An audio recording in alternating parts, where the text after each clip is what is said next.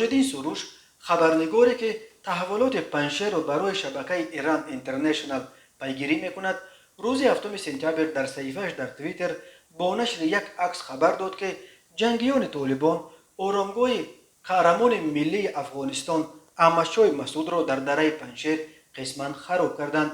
قسمی از روی مزار مسعود در داخل آرامگاهش هدف وندالیسم قرار گرفته است. جنگیان طالبان روز ششم سپتامبر در پی اعلان خبر تصرف ولایت پنجشیر با نشر یک ویدیو خبر دادند که در اطراف آرامگاه احمدشاه مسعود پاسبان گذاشتند تا کسی به مزار این فرمانده سابق ائتلاف شمال آسیب نرساند.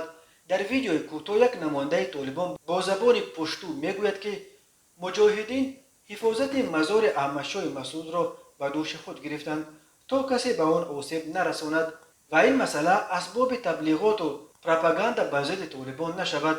طالبان روز ششم سپتامبر ادعا کردند که دره پنجشیر را پورا به دست درآوردند. ذبیح الله مجاهد نماینده حرکت طالبان با نشر این خبر اعلان کرد که آخرین پایگاه دشمنان زرخرید سقوط کرد و با همین جنگ در افغانستان خاتمه یافت. اما احمد مسعود پسر احمدشاه مسعود که به ضد طالبان جبهه مقاومت ملی را سازمان داده است روز ششم سپتامبر مردم را به قیام مردمی سراسری علیه طالبان دعوت کرد.